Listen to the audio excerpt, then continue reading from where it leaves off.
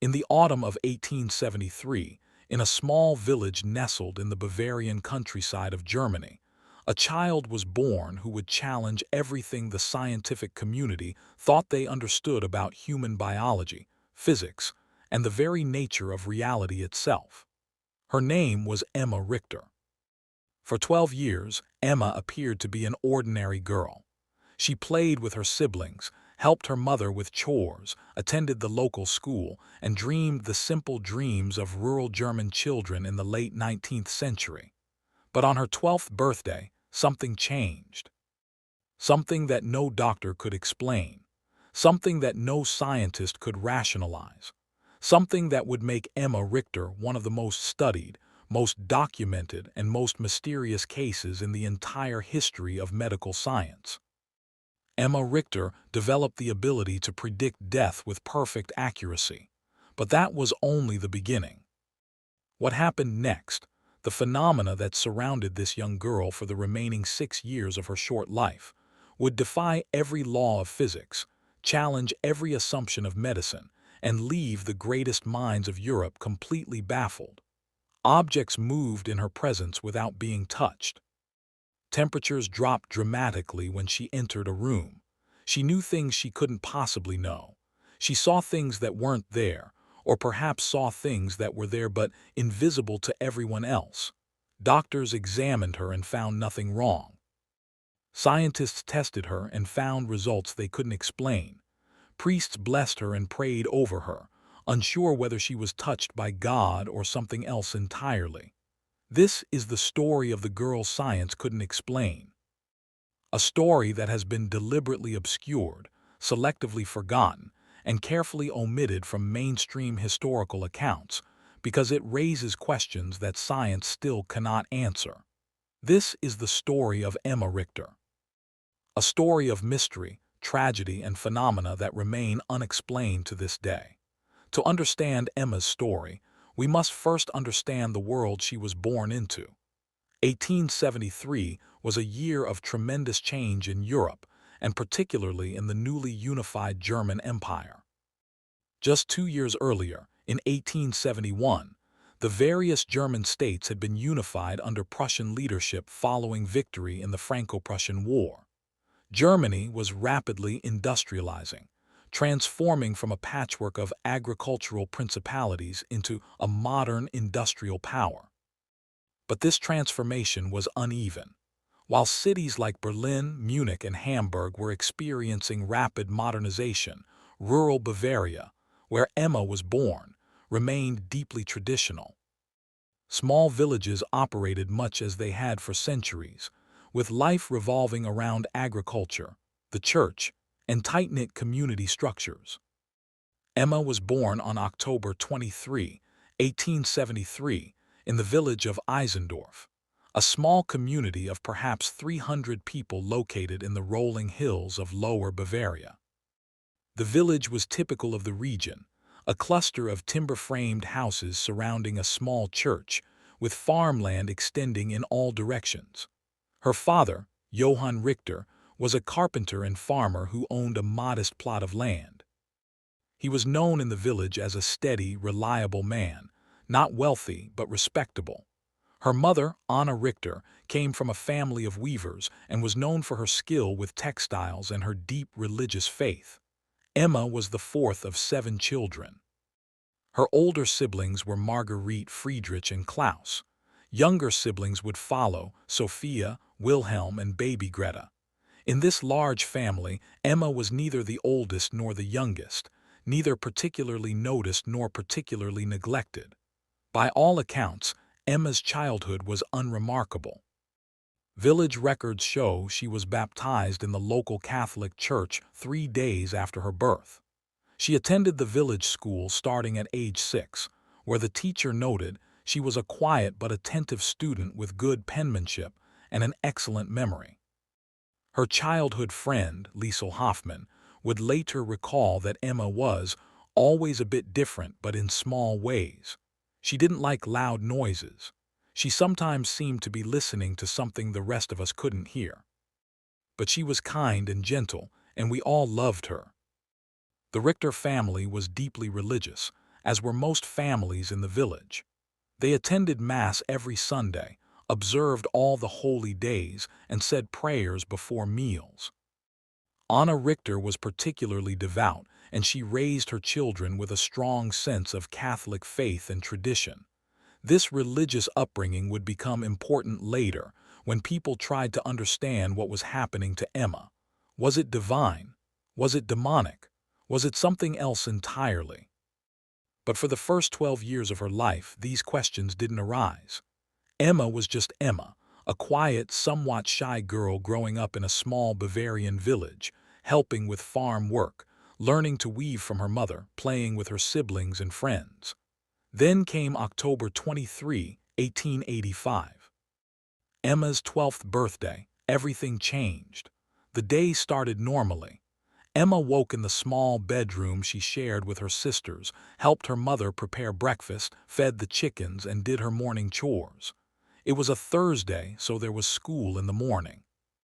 According to multiple accounts from people who were there, Emma seemed perfectly normal during breakfast. She ate her porridge, talked with her siblings, and showed no signs of anything unusual. But as she was walking to school with her siblings and neighbors, something happened. Emma suddenly stopped in the middle of the path. Her older brother Klaus later described the moment in detail when he was interviewed years later by researchers. She just froze, completely still. Her eyes were open, but she wasn't seeing anything in front of her.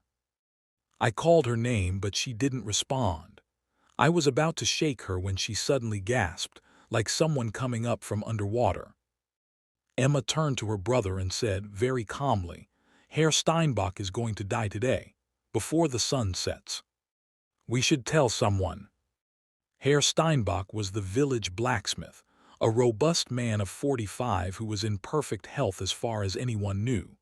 Klaus didn't know what to say. He thought Emma was being strange, perhaps playing some kind of odd joke. He told her not to say such things, that it was wrong to joke about death, but Emma insisted. "I'm not joking. I saw it. I saw him fall. I saw him not breathing. I saw his wife crying. It's going to happen today." The other children walking to school were now staring at Emma. Word spread quickly through the small school. Emma Richter had said something very strange about Herr Steinbach dying. The teacher, Herr Vogel, heard about it and called Emma to his desk. According to his own written account, which still exists in the village archives, Emma told him, "I'm sorry, Herr Vogel. I know it sounds wrong, but I saw it as clearly as I see you now. Herr Steinbach will die today. His heart will stop while he's working. He'll fall and he won't get back up." Herr Vogel didn't know what to make of this. He told Emma to sit down and not to repeat such things, as they were disturbing to the other children. But Emma couldn't sit still. She kept insisting that someone needed to tell Herr Steinbach, to warn him, to get him to see a doctor. She became increasingly agitated, to the point where Herr Vogel sent her home early, thinking perhaps she was ill with a fever that was causing delirium. Emma's mother was surprised to see her home from school so early. When Emma tried to explain about her vision of Herr Steinbach dying, Anna Richter was deeply troubled. She didn't scold Emma for making up stories. Instead, she seemed genuinely worried. She asked Emma detailed questions about what she had seen. Anna then did something that would prove significant. She went to Herr Steinbach's house and spoke to his wife, Frau Steinbach. She suggested, very carefully, that perhaps Herr Steinbach should rest today, that perhaps he shouldn't work so hard. Frau Steinbach was confused by this suggestion. Her husband was in perfect health. Why would he need to rest? Anna couldn't bring herself to tell Frau Steinbach what Emma had said. It seemed too terrible, too specific. So she simply repeated that she had a feeling Herr Steinbach should take it easy today. Frau Steinbach thanked her for the concern but didn't take it seriously. That afternoon, at approximately 4 o'clock, Herr Steinbach collapsed while shoeing a horse. He was dead before anyone could reach him. The village doctor, Dr. Hermann Fischer, examined him and determined he had died of heart failure, sudden, massive, and instantly fatal. Word of Herr Steinbach's death spread through the village within the hour. And with it came another piece of information. Emma Richter had predicted this exact death that very morning. She had known it would happen. She had tried to warn people. The village was stunned. How could a 12-year-old girl have known that a healthy man would die of heart failure on a specific day? It was impossible. It had to be coincidence. But Emma's description had been too specific. She had said his heart would stop while he was working. She had said he would fall and not get up. She had said it would be before sunset. All of these details proved accurate. Some villagers whispered that it was witchcraft. Others said it was a gift from God. Still others insisted it had to be coincidence, no matter how unlikely. Emma herself was confused and frightened by what had happened. She told her mother that the vision had come to her suddenly, without warning. One moment she was walking to school, the next moment she was seeing Herr Steinbach's death as if she were watching it happen. Anna Richter, deeply religious and deeply troubled, took Emma to see Father Wilhelm, the village priest. She needed spiritual guidance. She needed to understand what was happening to her daughter. Father Wilhelm listened carefully to Emma's account. He questioned her extensively. Was she sure about what she had seen? Had she perhaps heard someone mention that Herr Steinbach was ill? Could it have been her imagination? Emma insisted it was none of these things. She had seen his death as clearly as anything she had ever seen. And now he was dead, exactly as she had foreseen. Father Wilhelm was troubled but tried to remain rational. He told Anna that one incident, no matter how remarkable, did not mean Emma had supernatural abilities. It could still be coincidence. They should wait and see if anything else happened. But Father Wilhelm's words would prove prophetic in a way he didn't intend. Something else would happen. Many other things would happen. This was only the beginning. 3 days after Herr Steinbach's death, Emma had another vision. She was helping her mother with the laundry when she suddenly dropped the shirt she was washing and staggered backward. Anna rushed to her, thinking she was having some kind of fit. Emma's eyes were wide and unfocused. She was breathing rapidly. Her mother called her name repeatedly, but Emma didn't respond. This episode lasted perhaps 2 minutes. When Emma finally came back to herself, she immediately said, "The Schneider baby. Something's wrong with the Schneider baby. She's sick. She's very sick. They need to get the doctor now." The Schneiders lived 3 houses down from the Richters. They had a 6-month-old daughter named Hannah who had been perfectly healthy as far as anyone knew. Anna was now deeply alarmed. After what had happened with Herr Steinbach, she took Emma's vision seriously. She immediately went to the Schneider house and told Frau Schneider that she should check on her baby very carefully. Frau Schneider was confused but went to check on Hannah, who was sleeping in her cradle. At first, Hannah seemed fine, but when Frau Schneider picked her up, the baby felt warm. Very warm. She was developing a fever. Dr. Fischer was summoned immediately. He examined the baby and found she was indeed sick, the early stages of what would later be identified as scarlet fever. If it had gone unnoticed for even another day, it likely would have been too late to save her. But because Emma's warning had led to early detection, treatment began immediately. Baby Hannah survived. Now the village had to confront something even more disturbing than Emma predicting a death. She had predicted an illness that hadn't yet shown symptoms. She had known something was wrong before anyone else could possibly have known. The news spread beyond Eisendorf. Neighboring villages heard about the girl who could foresee death and illness. Some people were fascinated. Others were frightened. And some were skeptical, insisting there had to be a rational explanation. Emma's life was no longer normal. People started avoiding her family. Other children weren't allowed to play with her. Some villagers crossed to the other side of the street when they saw her coming. But others sought her out. They came to the Richter house asking Emma if she could tell them about their futures, about their health, about when they would die. Johann Richter, Emma's father, was overwhelmed by all of this. He was a simple carpenter and farmer. He wanted his daughter to have a normal life, but that was no longer possible. Anna Richter, meanwhile, was torn between maternal protectiveness and religious fear. She loved her daughter and wanted to protect her. But she also wondered if Emma had been touched by something supernatural, and if so, whether it was divine or demonic. Emma herself was terrified. The visions came without warning. They were vivid and overwhelming. She saw people dying, people suffering, disasters unfolding. And she was powerless to stop most of them. She could warn people, but she couldn't change what she saw. Over the next several weeks, Emma had 4 more visions. Each one proved accurate. She predicted that old Frau Müller would die peacefully in her sleep within 3 days. She did. She predicted that the Hoffman's barn would catch fire. It did, though no one was hurt because they were able to evacuate the animals in time. She predicted that young Hans Becker would break his arm falling from a tree. He did, the very next day. She predicted that Frau Wagner's difficult pregnancy would end in a healthy birth of twin boys. It did, though the doctor had believed there was only one baby. Each accurate prediction made Emma more famous and more feared. By December of 1885, just 2 months after her 12th birthday, Emma Richter was known throughout Lower Bavaria as das Mädchen des den Tod sieht, the girl who sees death. But the visions were only the beginning. Soon, other phenomena would begin manifesting around Emma. Phenomena that were even harder to explain than her precognitive abilities. It started with temperature changes. In early December 1885, Emma's family and visitors to their home began noticing something strange.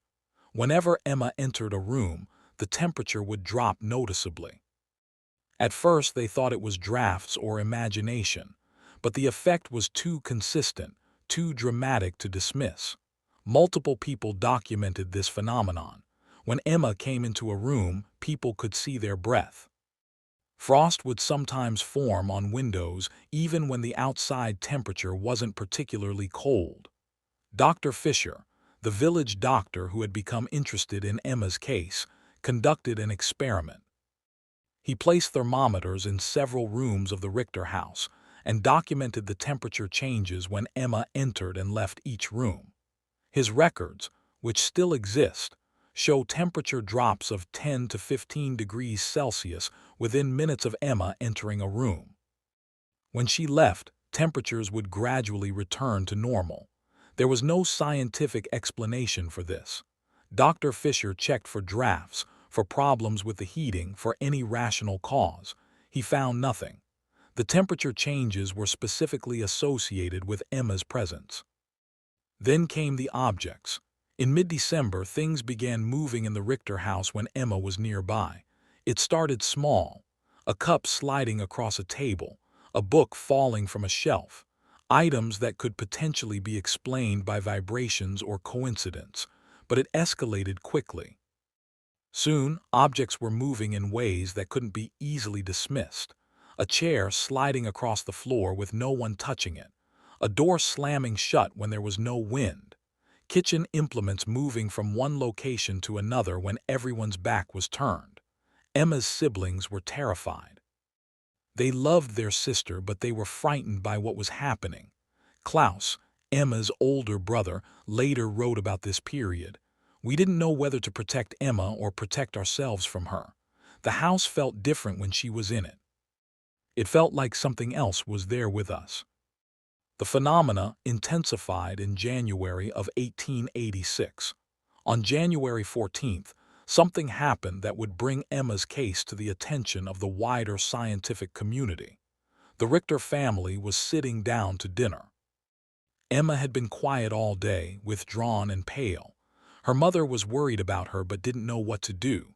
As they sat at the table, objects began moving with unusual intensity. Plates rattled. Silverware jumped. The water in their cups rippled as if from some invisible vibration.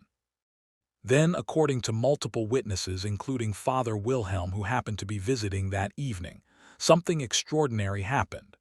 Every piece of silverware on the table, knives, forks, spoons, serving utensils, rose into the air simultaneously. They hovered for approximately 3 seconds, rotating slowly, before crashing back down onto the table. Father Wilhelm was stunned. He had been skeptical of some of the reports about Emma, thinking they were exaggerated. But he had just witnessed something that violated everything he understood about the physical world. He immediately wrote a detailed letter to the bishop in Munich, describing what he had seen. The bishop was intrigued but cautious. He instructed Father Wilhelm to document everything carefully and to treat Emma with compassion rather than suspicion. But Father Wilhelm's letter didn't just go to the bishop. Word of its contents spread through ecclesiastical channels.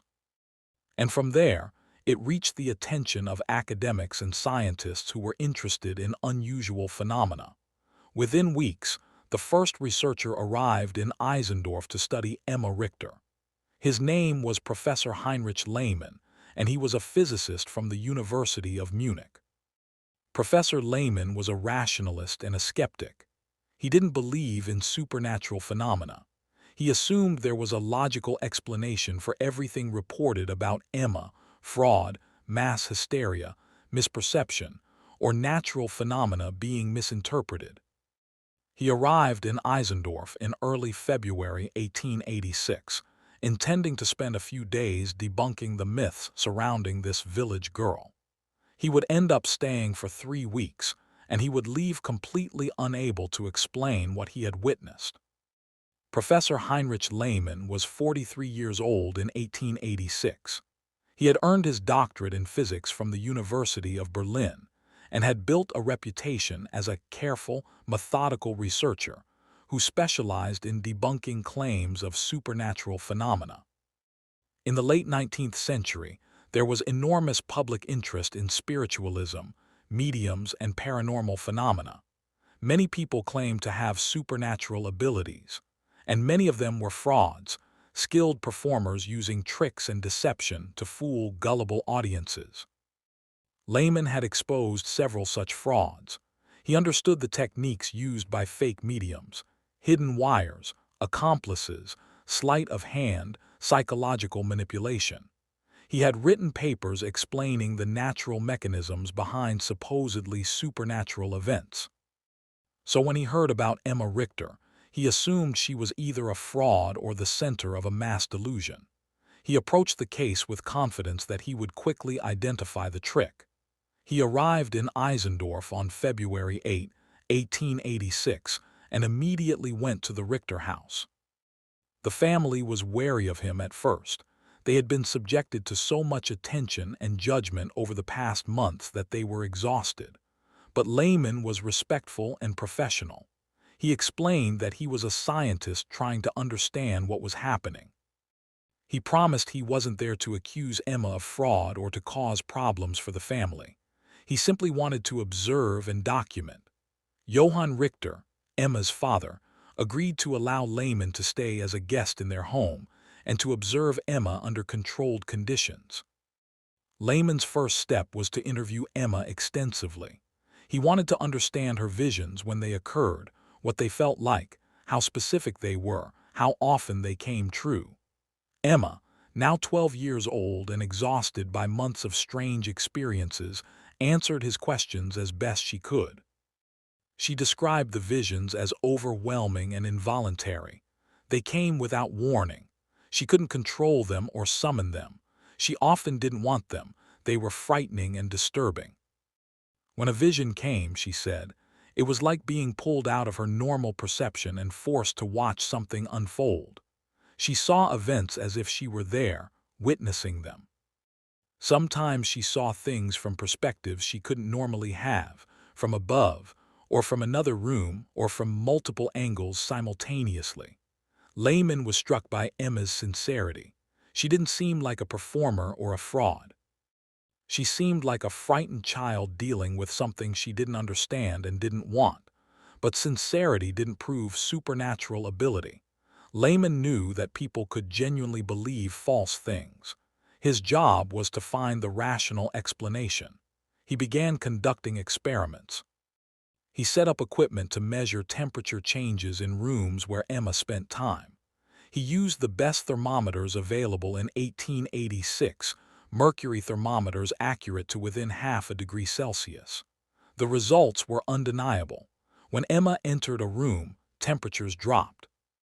Not by small amounts that could be attributed to body heat or air circulation, but by 10 degrees or more.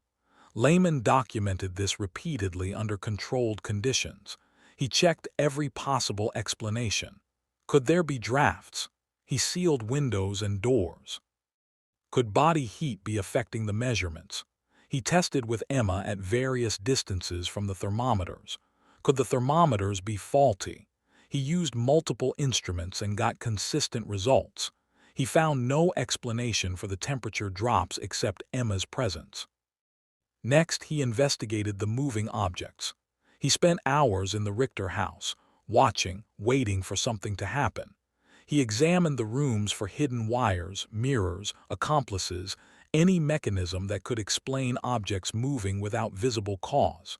He found nothing suspicious. On February 12th, he witnessed his first inexplicable event. He was sitting in the Richter's parlor with Emma and her mother. They were simply talking. Emma was answering more of his questions about her experiences. A small table stood against the wall, about 2 meters from where Emma was sitting. On the table was a vase with dried flowers. As they talked, the vase began to move. Not dramatically, it slid slowly across the table's surface, perhaps 10 centimeters over the course of about 30 seconds. Lehmann immediately leaped up and examined the table. He checked for vibrations in the floor, for strings or wires, for any possible mechanism. He found nothing. The table was solid and stable.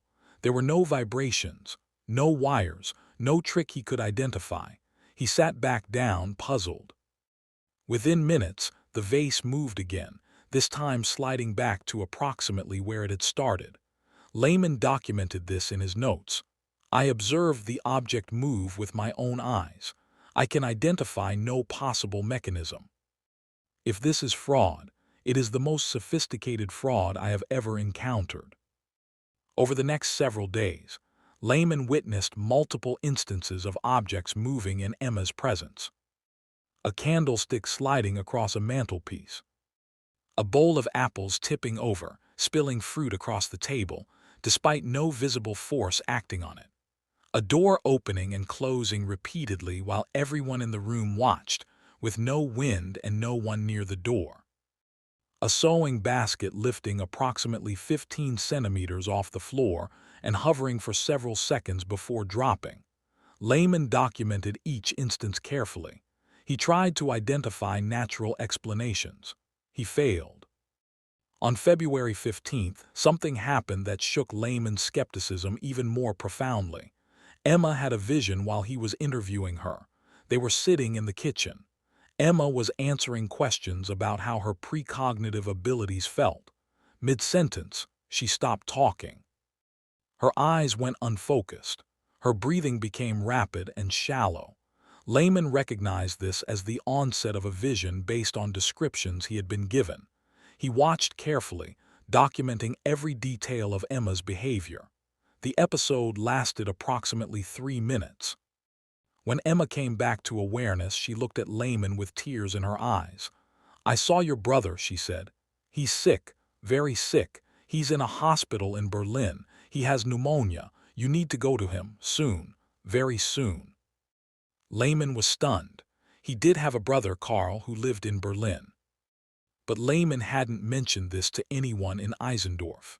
There was no way Emma could know he had a brother, let alone know anything about Karl's health. Lehmann tried to remain skeptical. Perhaps Emma had somehow learned he had a brother, though he couldn't imagine how.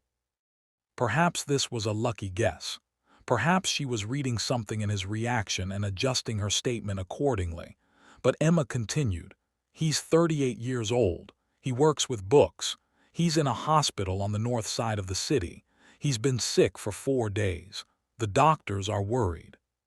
You should go. Lehmann's brother was indeed 38.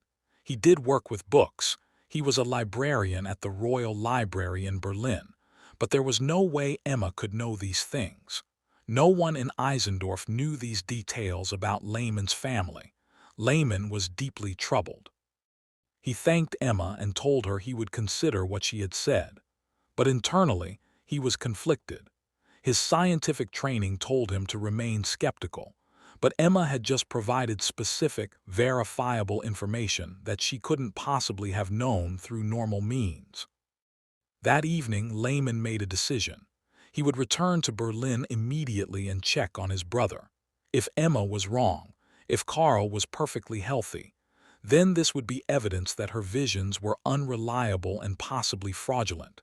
But if Emma was right. Lehmann left Eisendorf the next morning. He traveled by train to Munich, then continued to Berlin, arriving late on February 16th.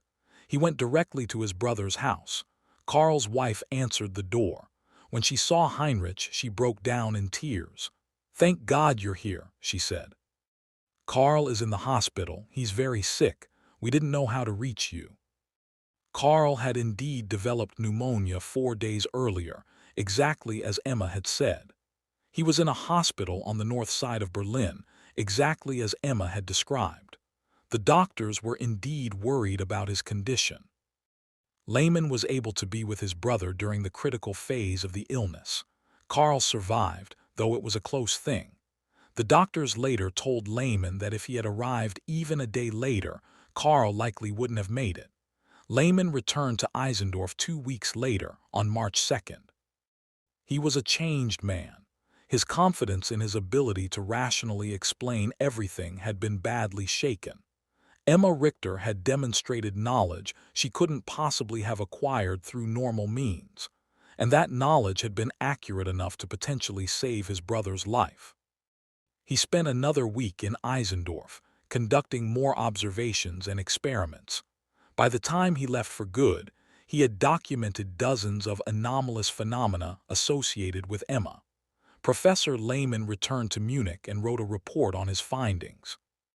It was unlike anything he had written before. Instead of debunking claims of supernatural phenomena, he was documenting cases he couldn't explain.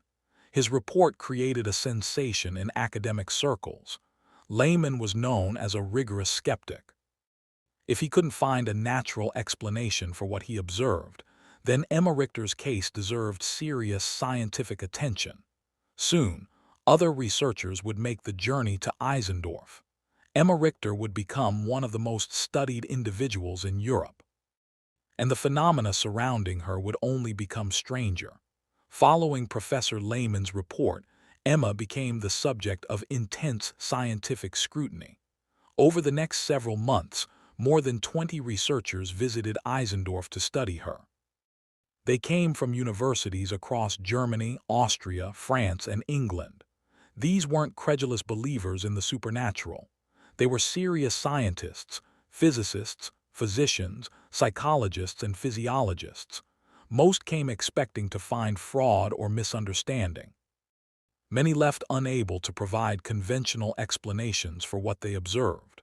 Dr. Anton Müller, a physician from Vienna, examined Emma extensively in April 1886. He was looking for physical abnormalities that might explain her abilities. He conducted a thorough medical examination and found Emma to be a normal, healthy 12-year-old girl.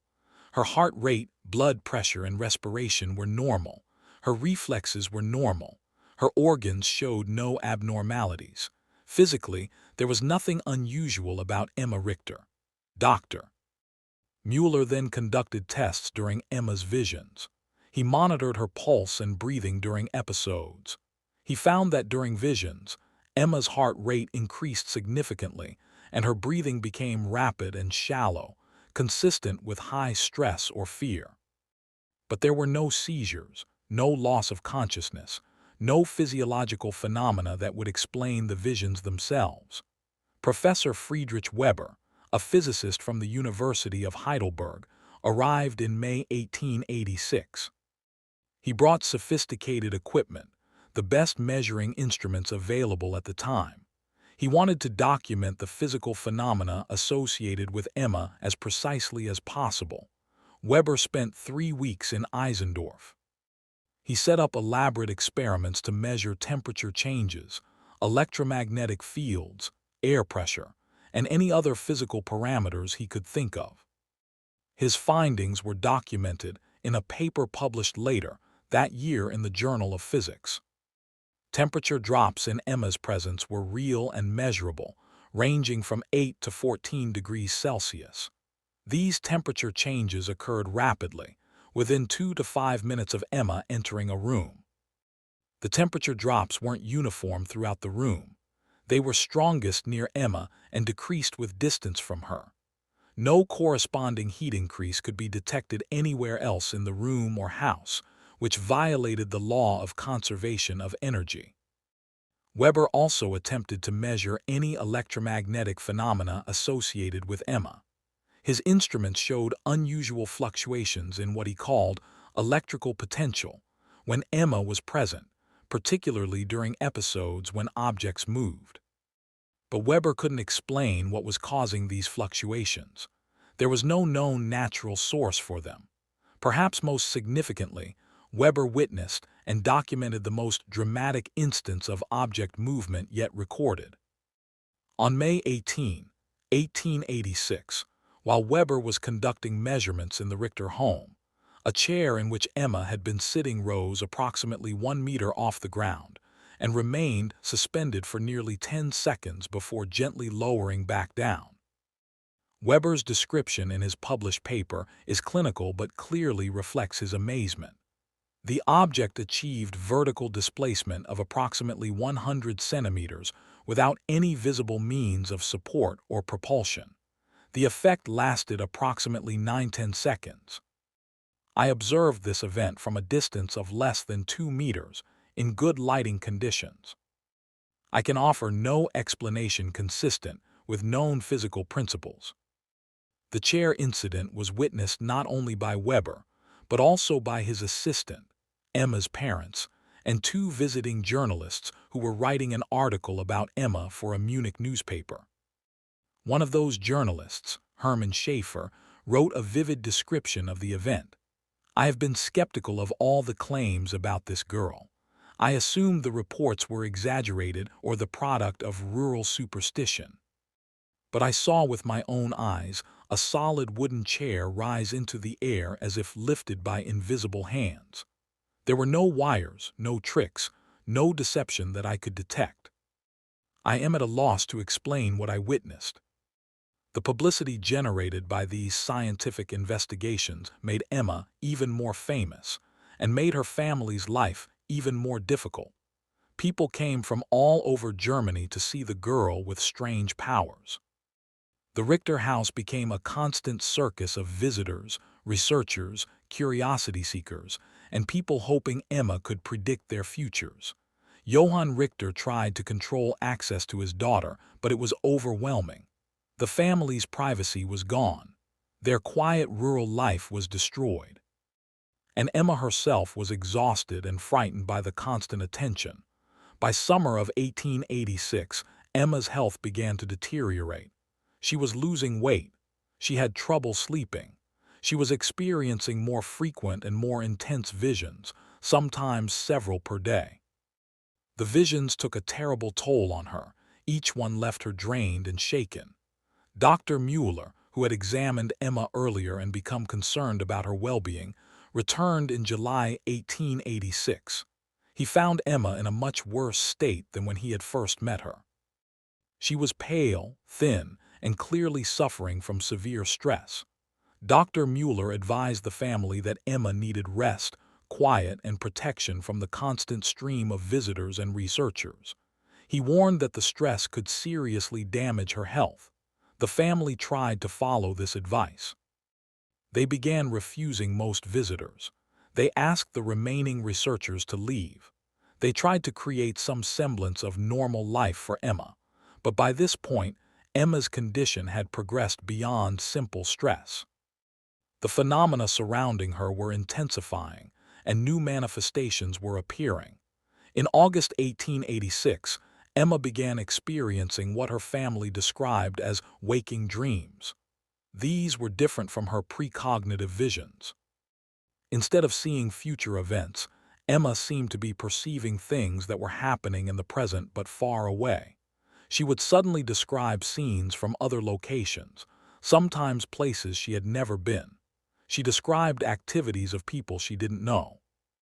And when these descriptions could be verified, they proved accurate. On August 9th, Emma suddenly interrupted dinner conversation and said, "There's a fire in Munich.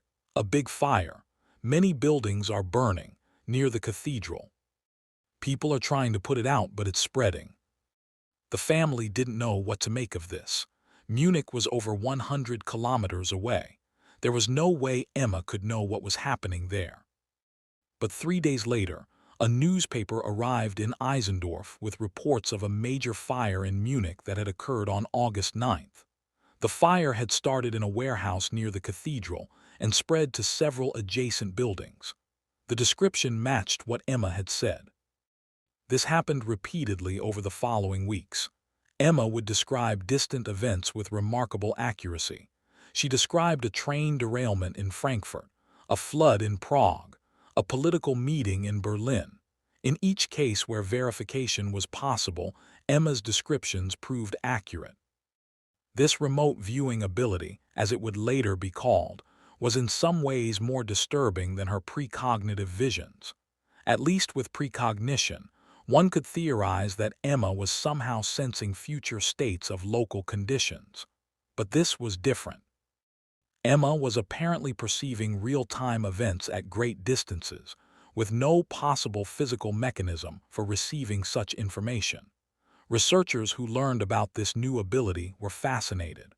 Professor Weber returned to Eisendorf in September 1886 to investigate.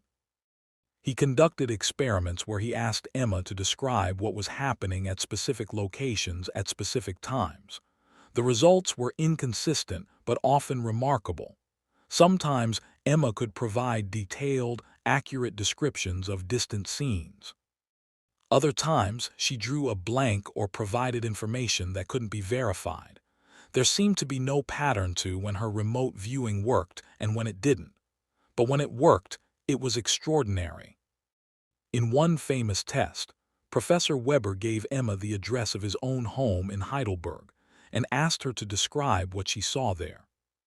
Emma described the layout of the house with remarkable accuracy, including details she couldn't have known, such as a specific painting hanging in Weber's study, and the fact that his wife was at that moment baking bread in the kitchen. Weber later confirmed all of these details. His wife had indeed been baking bread at the approximate time Emma was describing the scene. The painting was exactly as Emma had described it, located in a room Emma had never seen.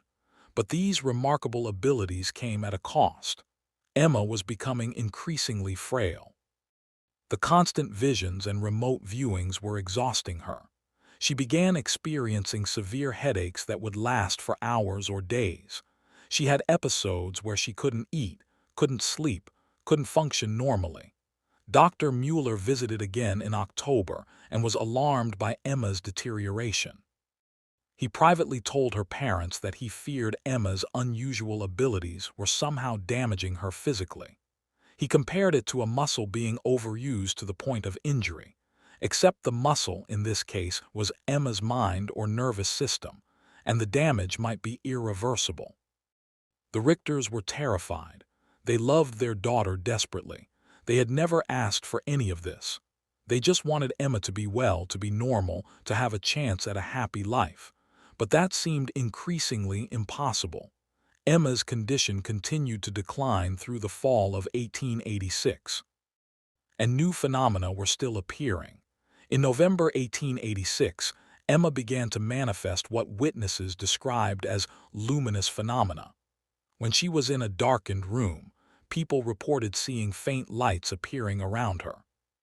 These weren't reflections or illusions.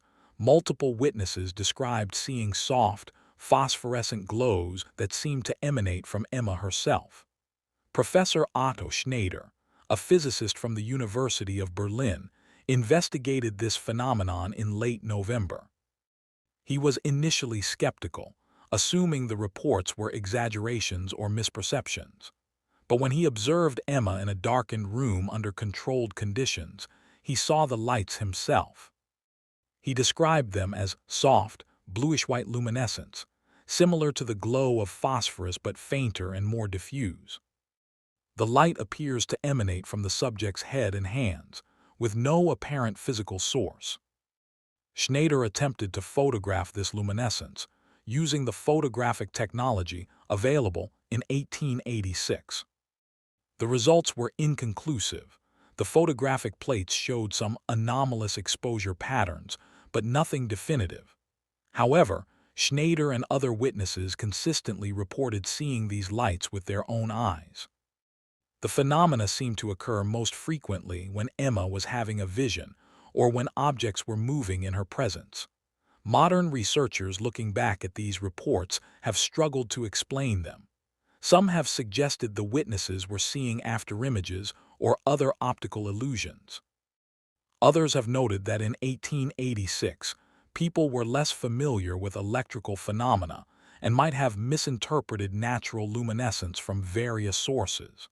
But the witnesses were educated scientists accustomed to making careful observations. Their descriptions were detailed and consistent. They insisted they were seeing something real, even if they couldn't explain it. The luminous phenomena continued through the winter of 1886-87.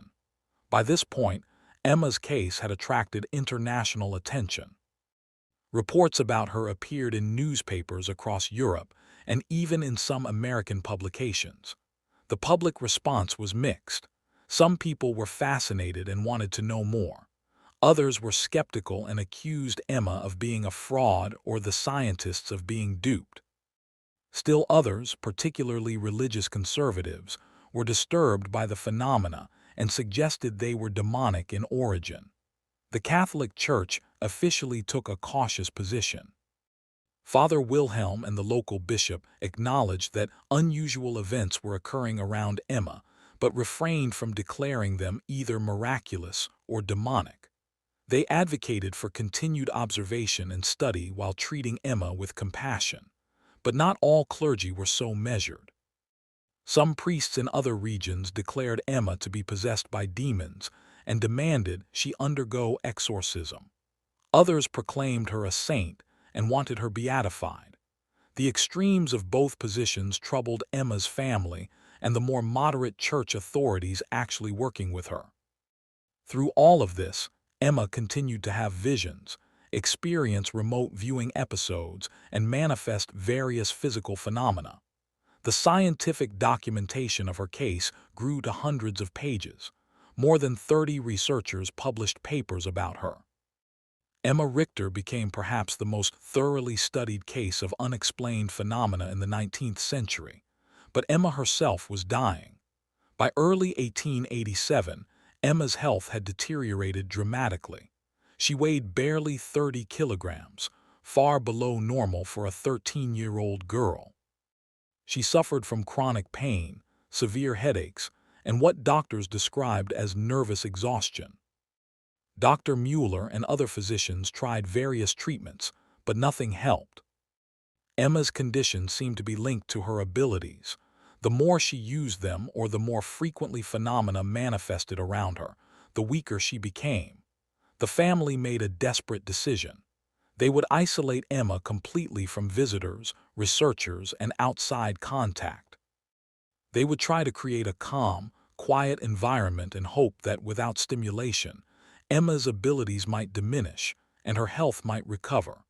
For several weeks in February and March 1887, Emma was kept in near-total isolation. The family limited even their own contact with her, worried that any interaction might trigger her abilities. It didn't work. If anything, Emma's condition worsened. The isolation seemed to intensify her visions rather than reducing them. Without people around to communicate her visions to, Emma became agitated and distressed. She would have vision after vision with no outlet for them, and the physical phenomena didn't stop. Objects moved in Emma's room even when she was alone. Temperature drops occurred whether or not anyone was there to measure them. The phenomena seemed to have a life of their own, independent of observation or interaction. The isolation experiment was abandoned in late March. Dr. Mueller concluded that Emma's abilities weren't triggered by external factors. They were intrinsic to her, and they couldn't be suppressed by controlling her environment. Emma was allowed visitors again, but her parents carefully limited who could see her and for how long. They were trying to balance Emma's need for social contact and mental stimulation with the need to protect her from exhaustion. During this period, Emma had one of her most remarkable visions. On April 3, 1887, she told her mother that she had seen the future of science. She described discoveries that hadn't been made yet, technologies that didn't exist in 1887. She talked about boxes that show moving pictures and machines that let people talk across great distances without wires. She described carriages that move without horses and flying machines that carry people through the sky. She talked about invisible rays that let doctors see inside the body and medicines that can kill diseases we can't cure now. Emma's descriptions were vague and imprecise. She was a 13-year-old girl with limited education trying to describe concepts she didn't understand. But to modern readers, her visions are strikingly similar to technologies that would be developed in the 20th century. Television, wireless communication, automobiles, airplanes, X-rays, antibiotics. At the time, Emma's family and the few researchers who heard about this vision didn't know what to make of it. It seemed too fantastic to be real. Some dismissed it as the delirious imaginings of a sick child. But Dr. Mueller documented Emma's vision in his notes, including as many details as she could provide. These notes still exist in archives, and they've fascinated later researchers who have seen the apparent parallels to actual technological developments. Whether Emma truly had a vision of future technology, or whether she was experiencing fever dreams that coincidentally resembled later inventions, remains a matter of debate. Skeptics argue that the descriptions are vague enough to be retrofitted to match actual technology. Believers argue that the parallels are too specific to be coincidental. What's certain is that Emma believed she had seen the future, and what she saw both fascinated and frightened her. Spring of 1887 brought a brief period of stabilization in Emma's condition. Her health didn't improve significantly, but it stopped declining quite as rapidly. She had periods of relative wellness where she could interact with family, take short walks, and almost seem like a normal teenager. But the phenomena continued. By this point, the Richter family had almost grown accustomed to strange occurrences. Objects moving on their own, temperature fluctuations, unusual lights, these had become part of their daily reality. What they hadn't grown accustomed to was the emotional toll. Emma's visions often involved death, suffering, and disaster. She saw people dying in accidents, succumbing to disease, experiencing tragedies. Each vision distressed her deeply. Her younger siblings, particularly 10-year-old Sophia and 8-year-old Wilhelm, struggled to understand what was happening to their sister. They loved Emma but were also frightened by her and the strange things that happened around her. Emma's older siblings had their own challenges. Marguerite, the oldest at 17, had been courting a young man from a neighboring village. When his family learned about Emma's abilities and the phenomena surrounding her, they forbade the courtship. They didn't want their son marrying into a family touched by such strangeness. Marguerite was heartbroken, and while she didn't blame Emma, how could any of this be Emma's fault? The situation created tension in the family. Klaus, Emma's older brother, had dreams of attending university in Munich. But the family's finances were strained by Emma's medical care and by the disruption to their normal farming and carpentry work. Klaus's university plans were postponed indefinitely. Friedrich, just a year older than Emma, felt protective of his sister but also resentful of how her condition dominated family life. He expressed his feelings in a journal he kept, which was later donated to historical archives. "I love Emma, but sometimes I hate what's happened to our family. I hate the visitors, the scientists, the people who stare. I hate that everything revolves around Emma's visions and illnesses. Is it wrong to feel this way? I feel guilty for even thinking it." The Richter family was fracturing under the pressure. Anna, Emma's mother, had aged visibly over the past 2 years. Johann had turned gray. The family that had once been close and happy was now strained and struggling. In May 1887, Father Wilhelm, who had been involved with Emma's case from the beginning, suggested a pilgrimage. He proposed that the family take Emma to a famous shrine dedicated to the Virgin Mary in Altötting, about 50 kilometers away. Perhaps, he suggested, prayer and divine intervention could help where medicine and science had failed. The family agreed. They were willing to try anything that might help Emma. In late May, they made the journey to Altötting. The pilgrimage was emotionally powerful but ultimately disappointing. Emma prayed fervently at the shrine. The family prayed together. Father Wilhelm and other priests blessed Emma and prayed over her, but there was no miraculous healing. Emma's abilities didn't disappear. Her health didn't suddenly improve. The phenomena didn't stop. On the journey home, Emma told her mother something that would haunt Anna for the rest of her life. "I saw my death," Emma said quietly. "At the shrine, I had a vision. I saw myself dying. It's soon, Mama, very soon." Anna refused to accept this. She had seen too many of Emma's visions come true to dismiss this one, but she couldn't bear the thought of losing her daughter. She insisted that Emma was wrong, that she was simply depressed and imagining things. But Emma was calm and certain. "I'm not afraid, Mama. I've seen so much death. I know what it looks like, and I've seen my own. It's peaceful. There's light. I'm not afraid." Anna broke down crying. Emma comforted her mother, telling her it would be all right. This reversal, the child comforting the parent, was heartbreaking to witness. Father Wilhelm later wrote about this moment. "I have never seen such grace in the face of death. Emma spoke of her coming end with serenity that surpassed anything I have seen in my years of ministry. She had looked into the darkness and found it was not dark at all." Summer of 1887 was Emma's last season. As June turned to July, she grew progressively weaker. She spent most of her time in bed now, too exhausted to do much else. But even in her declining state, the visions continued. If anything, they intensified. Emma reported having multiple visions per day, sometimes overlapping, sometimes coming so rapidly she couldn't distinguish one from another. She saw events both near and far. She predicted a drought that would affect Bavaria that summer. It came. She predicted political changes in Berlin. They occurred. She predicted personal events in the lives of people she knew, births, deaths, marriages, accidents. Her accuracy rate, when her predictions could be verified, remained extraordinarily high. Dr.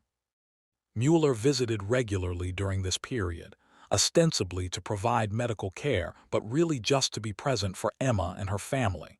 He knew there was nothing he could do medically. Emma's condition was beyond the reach of 19th-century medicine.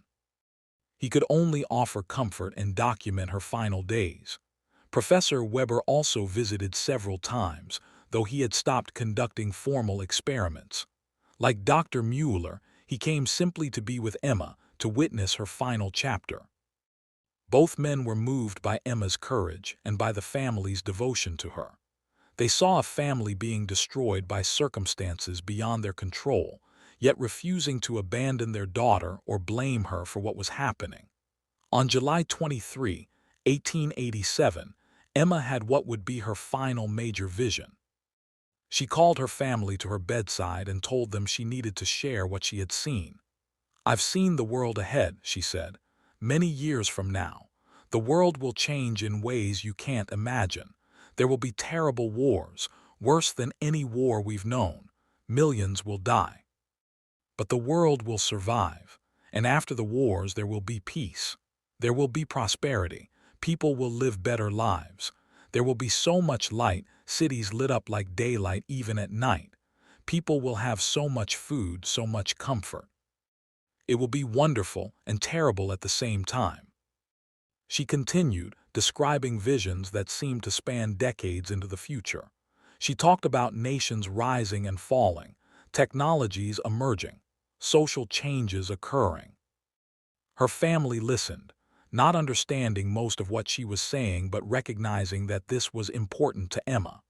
She was trying to leave them with something, some vision of hope, some sense that the future, despite all its challenges, would be worth living into. When Emma finished speaking, she was exhausted. She slept for nearly 20 hours straight. Over the next few days, Emma drifted in and out of consciousness. When she was awake, she was often confused, sometimes not recognizing family members. But she had moments of clarity where she was fully present. On July 28th, Emma woke in the early morning and asked for her mother. Anna came immediately and sat by Emma's bedside, holding her hand. "I'm ready, Mama," Emma said. "I've seen what comes next. It's beautiful. I'm not afraid." Anna was crying but trying to be strong for her daughter. "I love you so much," she managed to say.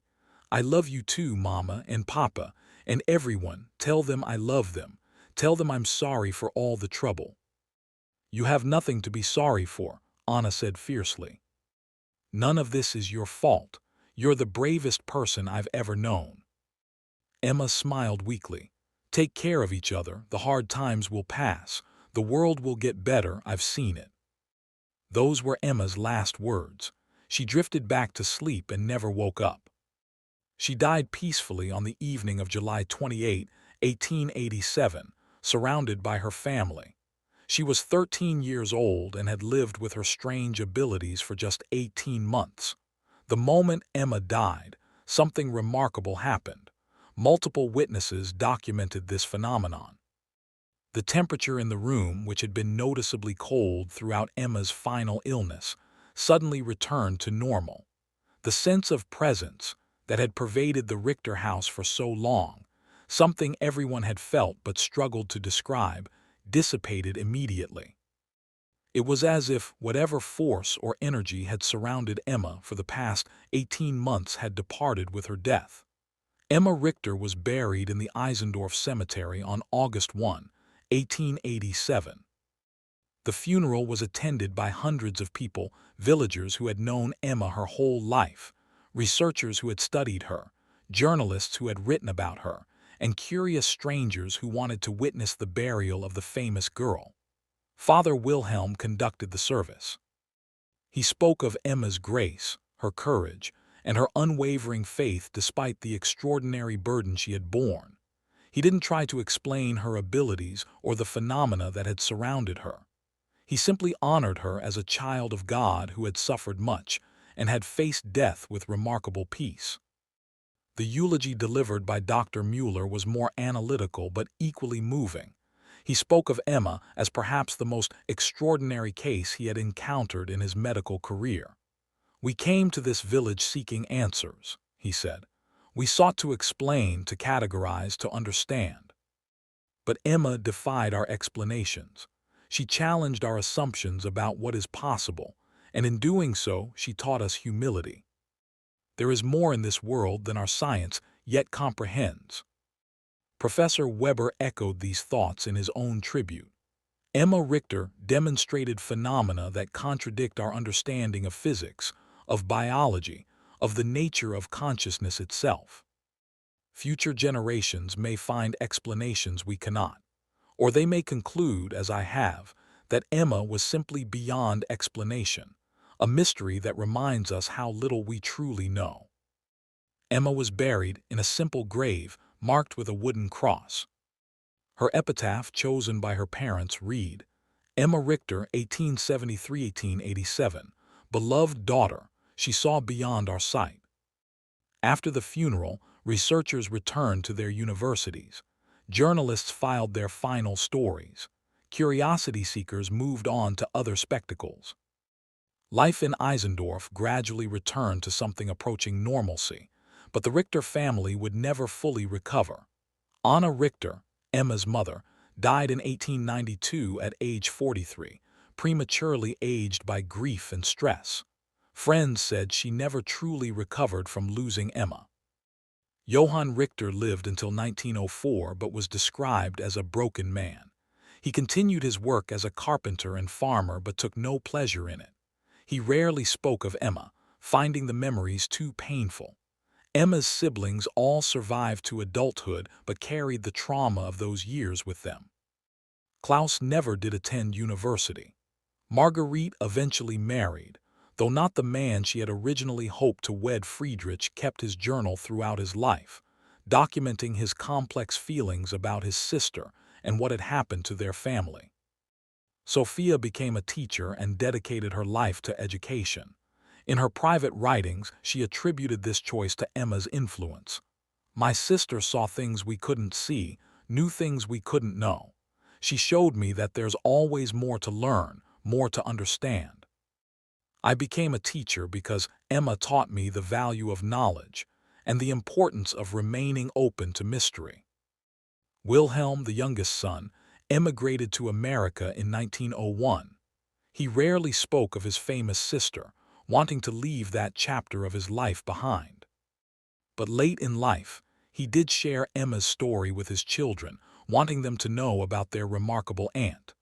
Greta, the youngest Richter child, was only 4 when Emma died. She had few direct memories of her sister but grew up hearing family stories about her.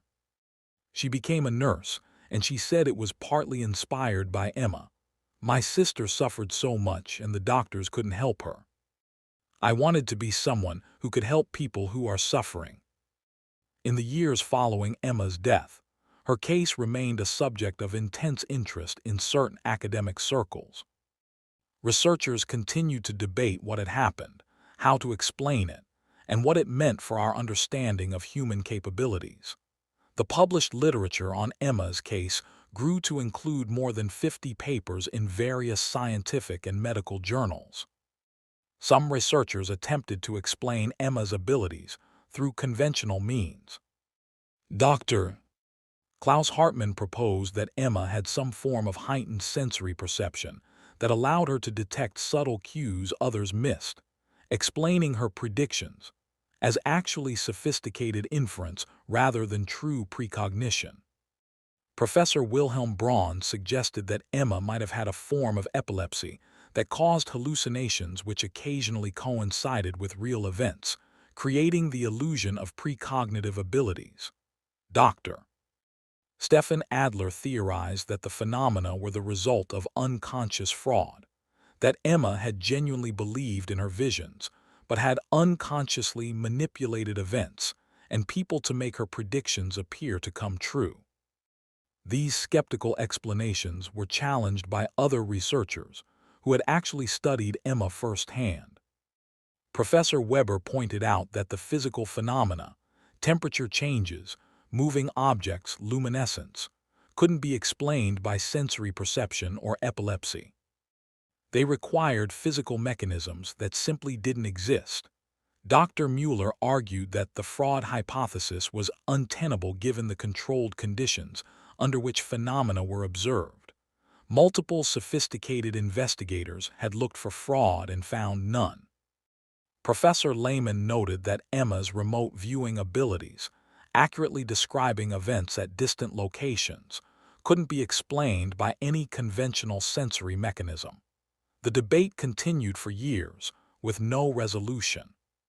Some researchers remained convinced there must be a conventional explanation, even if it hadn't been found yet.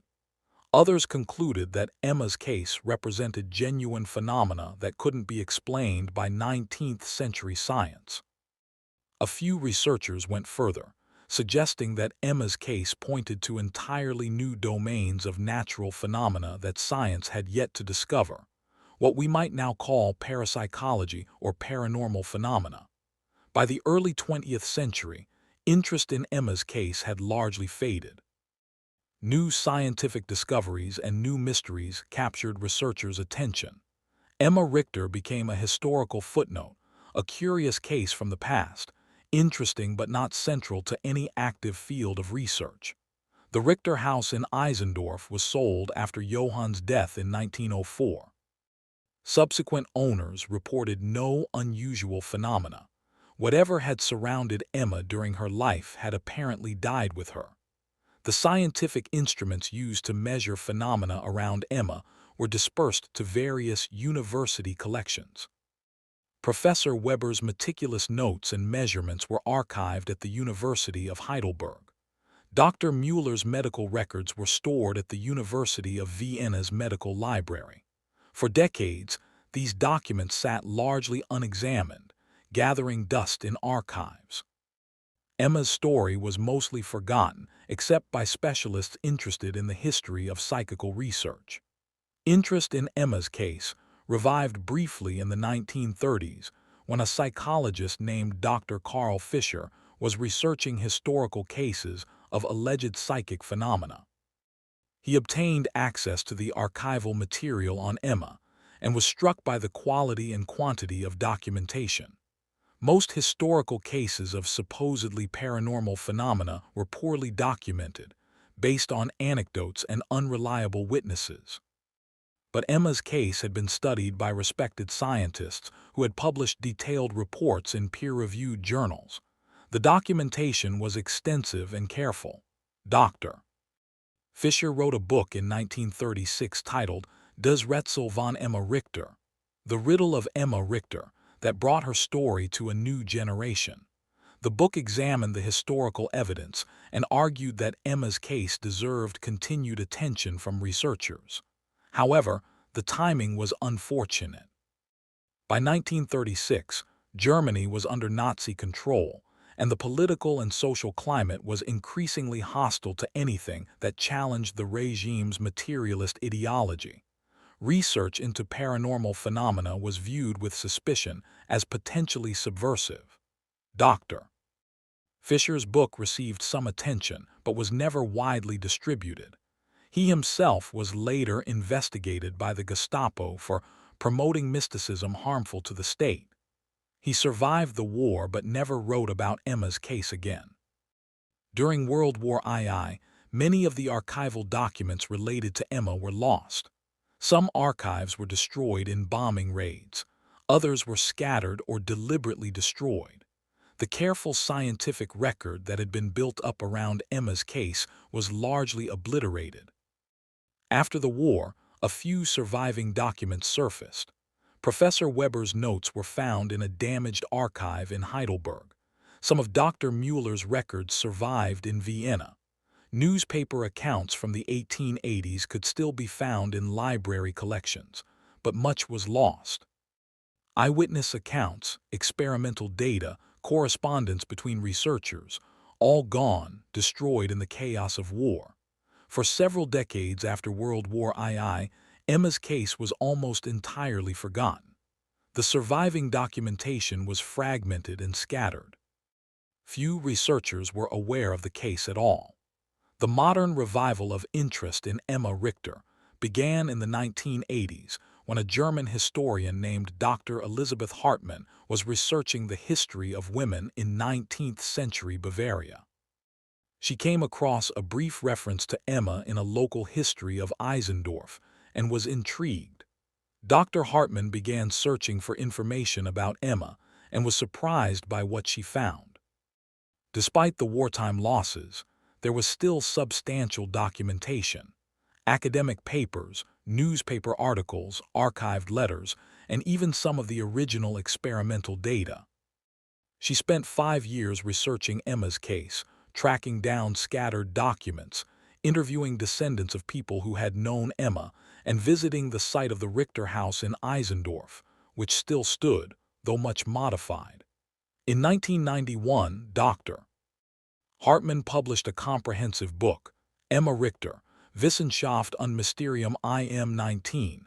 Jahrhundert, Emma Richter, Science and Mystery in the 19th Century. The book presented the most complete account of Emma's case that had been assembled since the 1880s. Dr. Hartman's work was carefully balanced.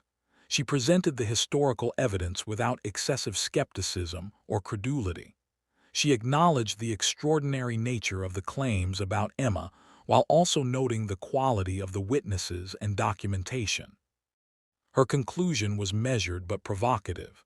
We cannot know with certainty what happened in Eisendorf between 1885 and 1887. Too much evidence has been lost. Too much time has passed, but we can say with confidence that something remarkable occurred. Respected scientists observed phenomena they could not explain.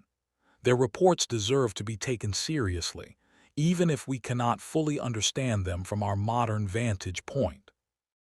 Dr. Hartman's book sparked renewed interest in Emma's case. Parapsychology researchers examined the historical evidence. Skeptics offered new theories to explain the phenomena. Historians debated the reliability of the 19th century accounts. In 1995, a team of German and Austrian researchers returned to Eisendorf to conduct what they called an historical archaeology of Emma's case. They interviewed elderly residents whose grandparents had known Emma. They examined the site of the Richter house. They searched local archives for any overlooked documents. They found some interesting material. Several residents had family stories about Emma that had been passed down through generations. One woman had a letter written by her great-grandmother describing witnessing objects moving in the Richter house. Another family had a diary entry from an ancestor describing seeing strange lights around Emma. These accounts, while not scientific evidence, suggested that the extraordinary claims about Emma weren't simply the inventions of researchers looking for fame. Ordinary villagers had witnessed unusual phenomena too. The research team also examined the site of Emma's grave. The original wooden cross had long since rotted away, but the location was known. They found the site and erected a new marker honoring Emma. The marker's inscription reflected modern understanding of Emma's case. Emma Richter, 1873–1887. Her life raised questions that remain unanswered.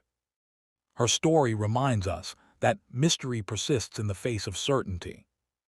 In the 21st century, Emma's case continues to fascinate certain researchers and writers. Several modern books have examined her story from various perspectives. A 2003 book by a parapsychology researcher argued that Emma's case provides some of the best historical evidence for genuine psychic phenomena, given the quality of the witnesses and documentation. A 2008 book by a skeptical psychologist proposed that Emma suffered from a rare neurological condition that caused both hallucinations and unconscious muscular movements that could explain some of the physical phenomena. A 2015 novel fictionalized Emma's story, imagining her inner life and experiences. While not historically rigorous, it brought Emma's story to a wider audience. A 2019 documentary film explored Emma's case and interviewed modern researchers about how they interpret the historical evidence. Modern scientists and researchers approach Emma's case from various perspectives. Neuroscientists wonder if Emma might have had an unusual brain structure or function that could explain her abilities. Some have speculated about rare forms of synesthesia, unusual neural connectivity, or other neurological anomalies. Physicists continue to be puzzled by the documented physical phenomena, particularly the temperature changes and object movements. These violate known physical laws, leading to questions about whether the measurements were accurate, whether there was fraud, or whether there are physical phenomena we still don't understand. Psychologists examine Emma's case as an example of how extraordinary experiences can emerge from the interaction between individual psychology, family dynamics, and social context. Some see Emma's visions as a form of dissociative experience, while the phenomena around her might have been the result of collective suggestion and misperception. Historians are interested in Emma's case as a window into how 19th century people understood the relationship between science, religion, and the unexplained.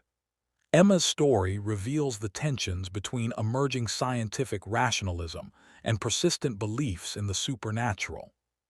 Parapsychology researchers view Emma as one of their field's most important historical cases. Whether or not her abilities were real, in a conventional sense, her case represents a time when mainstream scientists took such phenomena seriously enough to study them carefully. What's striking about modern discussions of Emma's case is how little consensus exists. More than 130 years after her death, researchers still can't agree on basic questions. Were her abilities real? If so, how did they work? If not, how do we explain the detailed observations of credible witnesses? The debate continues because Emma's case sits at the intersection of several profound questions. What are the limits of human perception and cognition? Can some people genuinely access information through non-conventional means? What phenomena exist in nature that we don't yet understand? Are there forces or effects that lie outside our current scientific framework? How reliable is eyewitness testimony, even from trained observers? Can smart, careful people be fooled or mistaken about what they observe? What role do belief, expectation, and social context play in shaping our experiences and perceptions? These are questions without easy answers. Emma's case doesn't resolve them, but it does provide a remarkably well-documented historical example that we can use to explore them. One of the most intriguing aspects of Emma's case is her apparent vision of future technologies. In her final major vision in July 1887, she described things that wouldn't be invented for decades: television, boxes that show moving pictures, wireless communication, talking across great distances without wires, automobiles, carriages without horses, airplanes, flying machines, X-rays, invisible rays that let doctors see inside the body, and antibiotics, medicines that can kill diseases. Skeptics point out that these descriptions are vague and could be retrofitted to match almost any technology. They note that people in the 19th century were already imagining future inventions, and Emma might simply have been repeating speculative ideas she had heard. But Dr. Mueller's notes provide more specific detail that are harder to dismiss. Emma described the boxes that show moving pictures as being in people's homes, showing events from far away as they happened. This is a remarkably accurate description of television, down to the detail of watching events live. She described machines that let people talk without wires as small enough to carry in a pocket. This sounds very much like mobile phones, which wouldn't be invented for another century. She specifically mentioned that doctors would use invisible rays to see bones without cutting open the body, a precise description of X-ray technology. She talked about medicines made from tiny life, possibly a reference to antibiotics derived from microorganisms like penicillin. Could Emma have genuinely seen future technology, or did she make lucky guesses that later seemed prophetic? We can't know for certain, but her vision is consistent with her other apparent precognitive abilities. If she could see future events in her own time period, why not events in the more distant future? Some modern researchers have suggested an alternative explanation. Perhaps Emma was tapping into the collective unconscious, or somehow accessing the thoughts of future inventors. This is highly speculative, but it would explain how she could describe technologies without understanding the scientific principles behind them. Others have proposed that Emma's vision was actually more limited. She saw things that existed in 1887, but interpreted them in terms that seemed like future technology. For instance, maybe she saw telegraph wires and imagined communication without them. Maybe she saw magic lantern shows and imagined moving pictures. But this explanation requires quite a bit of stretching. Emma's descriptions, as recorded by Dr. Mueller, go well beyond simple extrapolations from existing technology. The mystery remains. Either Emma made some remarkably lucky guesses, or she genuinely saw elements of the future that wouldn't be realized for decades after her death. Another fascinating aspect of Emma's case is the physical phenomena: objects moving, temperature changes, luminescence. These phenomena were observed and documented by multiple trained scientists under controlled conditions. Professor Weber's measurements of temperature changes were particularly rigorous. He used multiple thermometers placed at different locations. He controlled for drafts, for the effects of people's body heat, for any conventional explanation. And he consistently measured dramatic temperature drops when Emma entered a room.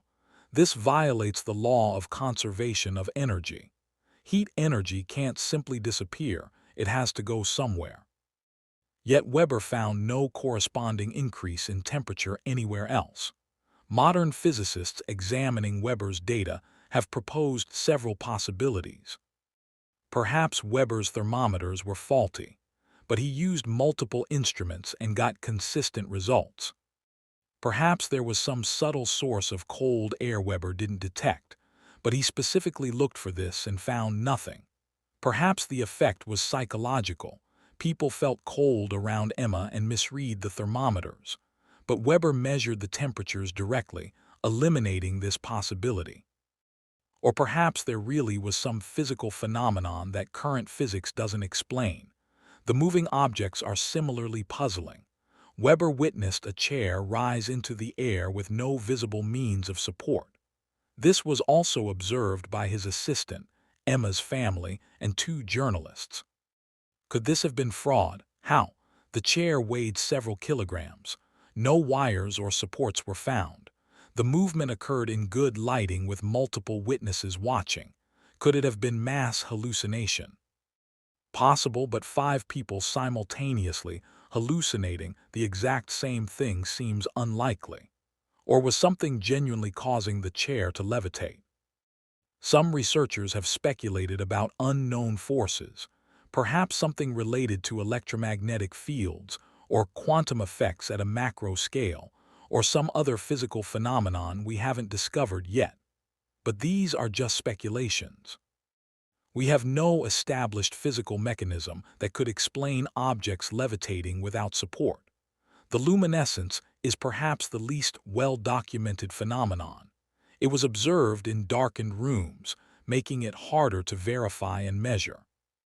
Photography in 1886 wasn't sensitive enough to clearly capture it, but multiple witnesses described seeing soft, bluish lights around Emma.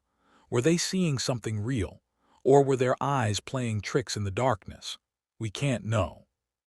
But the consistency of the descriptions across multiple independent witnesses suggests they were seeing something, even if we can't explain what it was. Emma's case also raises profound questions about the nature of time and consciousness. If Emma could genuinely see future events, what does that imply about the nature of time? Does the future already exist in some sense, waiting to be perceived? Or was Emma somehow calculating probabilities so accurately that her visions were actually sophisticated predictions? The block universe theory in physics suggests that all moments in time exist simultaneously. Past, present, and future are all equally real, just located at different points in space-time. If this is true, then perhaps some people, like Emma, can occasionally perceive across time in ways most of us cannot. Alternatively, quantum mechanics suggests that the future isn't determined until it's observed. Multiple potential futures exist as quantum possibilities until one becomes actualized through observation. Could Emma have been perceiving these quantum possibilities? Could her consciousness have been interacting with quantum states in unusual ways? These ideas are highly speculative, stretching physics into domains where it becomes almost philosophy. But Emma's case pushes us to these kinds of questions. Her remote viewing abilities raise similar questions. How could Emma accurately describe events happening hundreds of kilometers away in real time?